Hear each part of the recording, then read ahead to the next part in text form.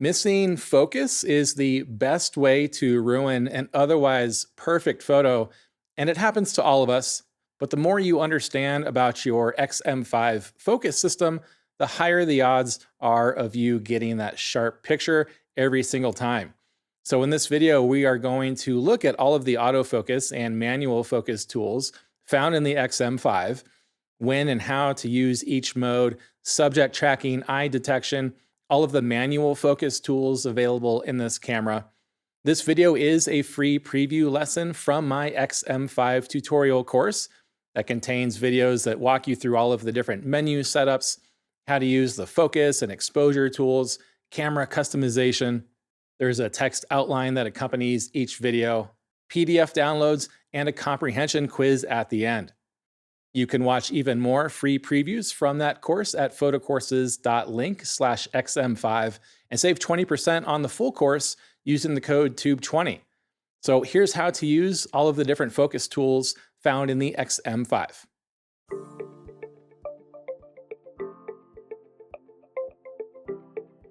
Before we learn about our exposure modes, I want to spend some time going over how to focus using this camera.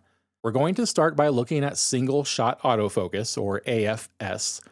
If you're photographing stationary subjects or subjects that are moving around but they're not changing the distance to you, so they're not moving towards you or away from you, then single shot autofocus is the mode that you're going to want to be in. In single shot autofocus, when you command autofocus, the camera is going to search for a focus lock. Once it gets the focus lock, it's done working. It's not going to try to figure out the autofocus anymore, no matter how long you keep that shutter button pressed. So you put your focus area over your subject, press the shutter button halfway, confirm the focus lock, and then press the shutter button all the way to make the photo.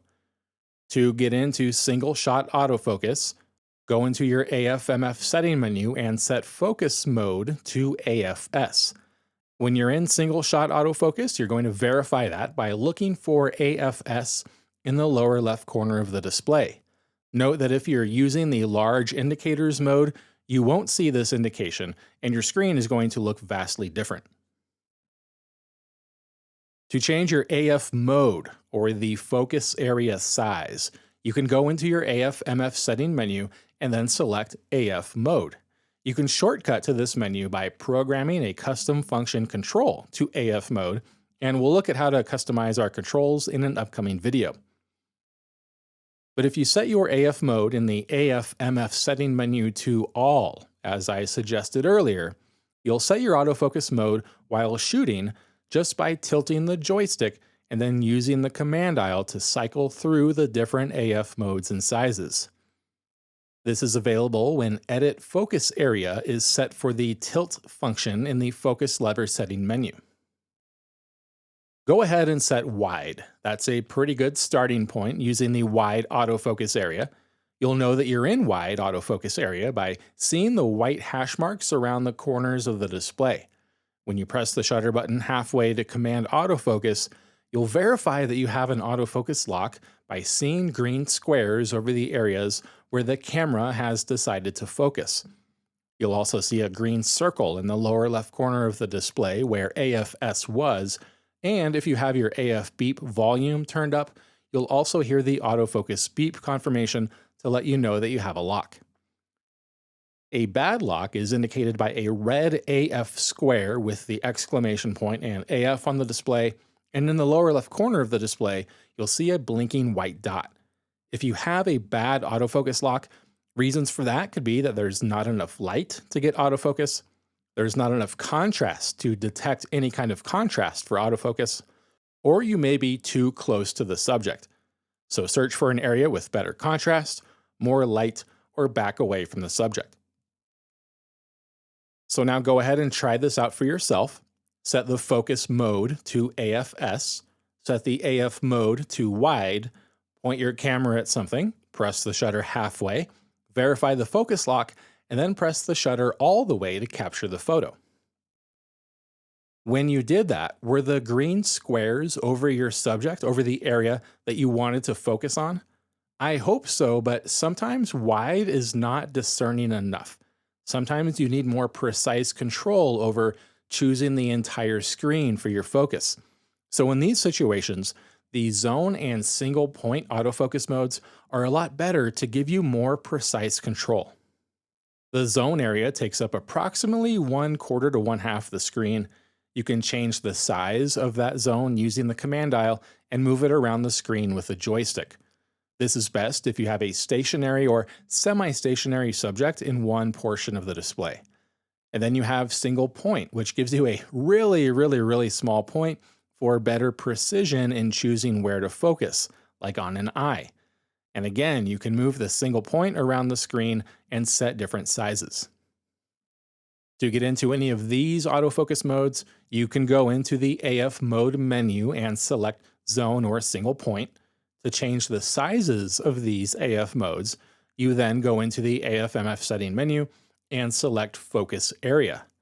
Or with all selected for the AF mode, you can tilt the joystick to get to the edit screen and then use the command dial to change the size and the joystick to move your focus point around the screen to where you want it.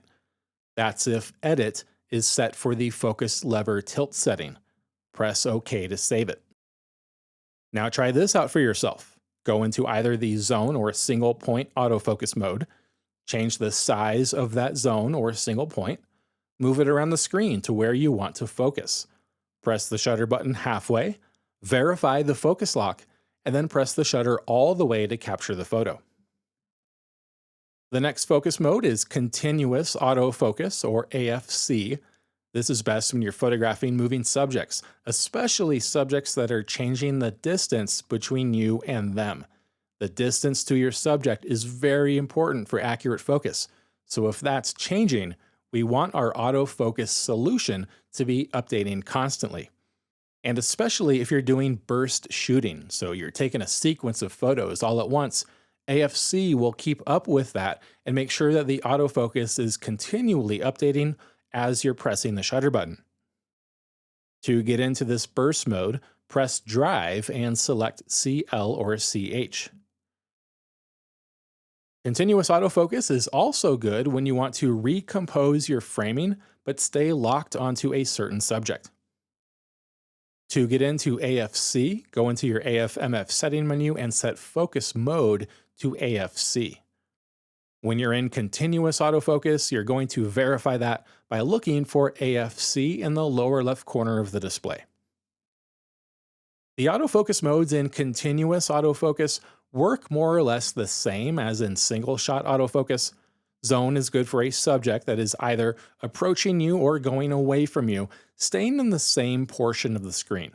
Single point is very difficult to use if you're using AFC to track a moving subject, trying to keep that little point on the subject. Wide in AFC is called tracking, and when you're in tracking, you'll see a small box in the center of the screen that you can move around with a joystick. This is where the autofocus system is going to start tracking a subject.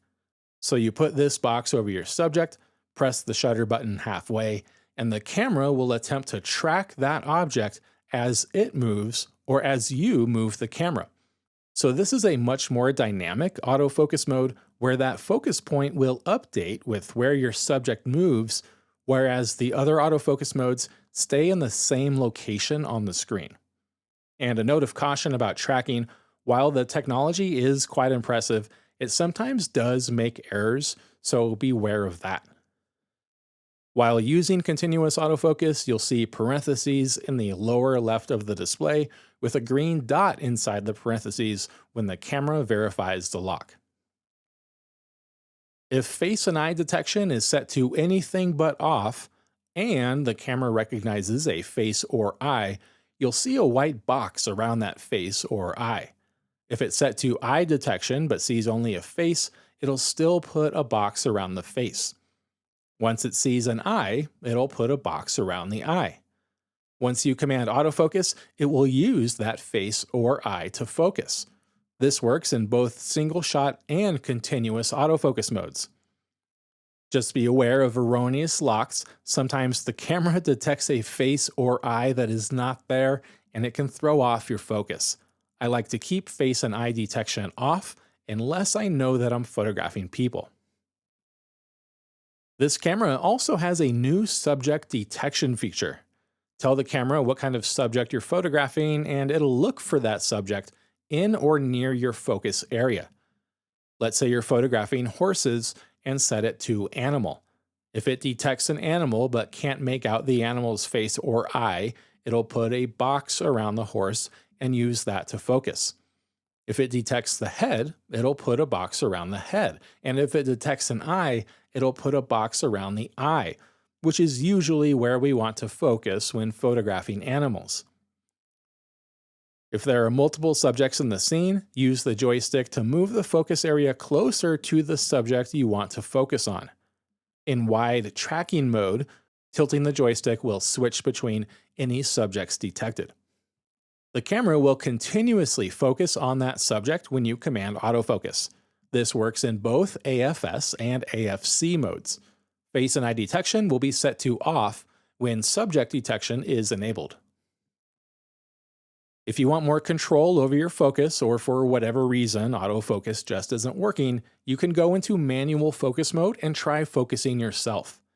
To get into manual focus, set focus mode to MF. When you're in manual focus, you're going to verify that by looking for MF in the lower left corner of the display. Being proficient in manual focus does take some practice. I would encourage everyone to try it out because there are times where manual focus is the better tool to use. Thankfully, Fujifilm gives us some assistance to use to help us achieve an accurate and quicker manual focus. The first one is focus check, where we can zoom in on the point we want to focus on. To activate focus check, push in on the joystick as long as zoom is selected for the push joystick function. You can use the rear command dial to change the magnification level of the zoom, and then use the joystick to move it around the screen. Push in on the joystick again to exit. So go ahead and try this out for yourself. Go into the manual focus mode, activate focus check, use the joystick to move it around to where you want to focus, use the rear command dial to change the magnification, and move the manual focus ring to refine your focus in that area. Push the joystick in to leave focus check, then compose and press the shutter button to make the photo. We also have a manual focus assist mode. Go into the AF/MF setting menu and then look for MF Assist. Digital split image slices the frame into horizontal slices. And when the image is out of focus, those slices will not align with one another. As you bring the image back into focus, now those slices are going to start to align. I recommend setting the monochrome split image here because it's easier to see than color. This mode works best when you have a lot of vertical lines. Because the image is split into horizontal slices, misalignment of vertical lines will be much easier to see. The digital microprism is like digital split image, but on a much smaller scale. So you're going to see this digital prism, and when the image is out of focus, all of those squares are going to be misaligned and very obvious. As you bring the image back into focus, those squares will line up and just sort of disappear. This one's a little bit harder to use, but certainly has an application in certain scenes. Focus Peak Highlight will outline areas that are in focus in a bright color. This mode works great for most all scenes, and you can choose from a couple of different colors here. Just find the color that stands out the best against your subject. So if your subject is red, I probably wouldn't choose a red outline, maybe blue, because blue contrasts against red. You can also choose a sensitivity level.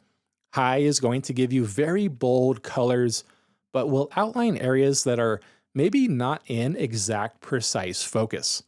Low will be harder to see, but it's only going to outline those areas that are in absolute precise focus. I just use high. And then off turns these modes off. We also have the back autofocus button.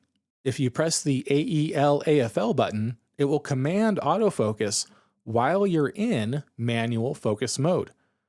Wherever you move that box around the screen, that's where it's going to command autofocus. So you put that box over your subject, And instead of rotating the manual focus ring, press that back autofocus button and you'll get an autofocus lock without ever having left manual focus mode. And then you can set this to behave as either single autofocus or continuous autofocus when you press and hold that button in the Instant AF setting found in the AF/MF setting menu.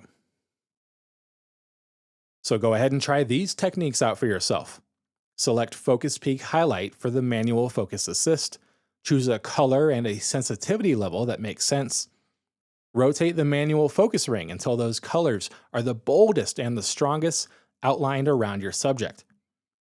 Use Focus Check to zoom in if you need to. Move your focus area around the screen with the joystick, and then command autofocus using the back autofocus button. Compose and make your photo. And those are all of our basic focus tools found in this camera. In the next video, we'll look at all of the exposure modes.